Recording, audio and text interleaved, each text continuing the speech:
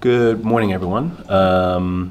You'll be aware that I gave a holding statement to the media on Friday evening in regards to what we then confirmed was the shooting death of a young man from the Pembroke area. Mr. Mello, Mr. Jason Mello, was shot at about 7:41 p.m. on Friday evening, the 19th of August, on Bandram Lane in Pembroke. On arrival at the scene, officers responding to the 911 calls found that Mr. Mello had been conveyed to King Edward Memorial Hospital with multiple gunshot wounds, where he sadly succumbed to his injuries. He was pronounced dead at 8:01 p.m. He leaves behind a 6-year-old son and 3-year-old daughter, and numerous other family members and friends. We understand that Mr. Mello was in fact home from school in England for the summer to make money for his studying tuition and other costs. Officers have processed significant evidence from the scene, and a forensic autopsy is due to be completed in the next couple of days.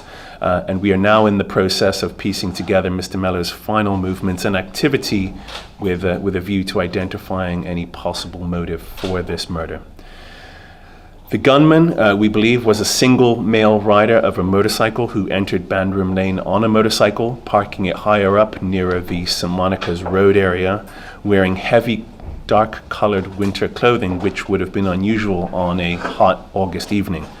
He is believed to have parked his cycle and walked down to lower down on Bandram Lane, where Mr. Mello was seated, and which is where he shot him to death. He then returned to the parked motorcycle higher up on Bandram Lane and rode out through St. Monica's Road, and we are working to trace the steps of that motorcycle after it left the scene.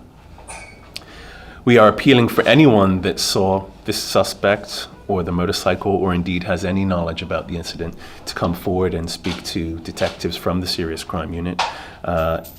Obviously, it's a very small, quiet community up in that area, and seeing a person wearing such clothing on a quiet, hot August evening surely would have stood out, and people would have made a note of that. So we really urge anyone that has any information to come forward and make contact with the senior investigating officer with this matter, who unfortunately, due to operational commitments, is not here with me. But the senior investigating officer for this is Acting Inspector Dean Martin. My colleague, Detective Chief Inspector Mark Clark, will speak to you about further issues about that. But as I alluded to on Friday evening, we are aware that this incident falls on the heels of another incident on Friday evening. We have significant resources in place that are investigating this and are continuing to follow both these incidents and other incidents forward. I will say that we have a good track record of dealing with these matters, and in particular of dealing with people that bring information to us, bringing that information to us and dealing with it in confidence. We have a number of mechanisms by which we can take that information or deal with people that wish to bring these callous offenders to justice. So I would urge anyone that has any information to come forward to bring that to the attention of the investigating team, or they can do that confidentially through the Crime Stoppers number, which is 800-8477. Okay. At this point, I'll hand over to my colleague, Chief Inspector Mark Clark, for any questions you may have for him. All right. There's been mention the police believe that there's gang affiliations. How have you come to that conclusion? Yes. Okay. At this stage, we actually don't have any concrete information that is gang affiliated. However, all options are open to us, and we'll be following investigative leads.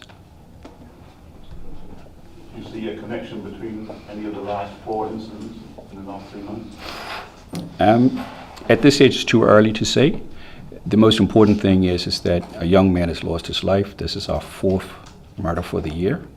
It is in an area that's well known to us, and we're appealing for anyone in the Bandram Lane, Glebe Road, Mission Lane area to come forward and contact us. Have you any suspicions why there's been an uptick in violence in the last 3 months? No, we don't. Any questions?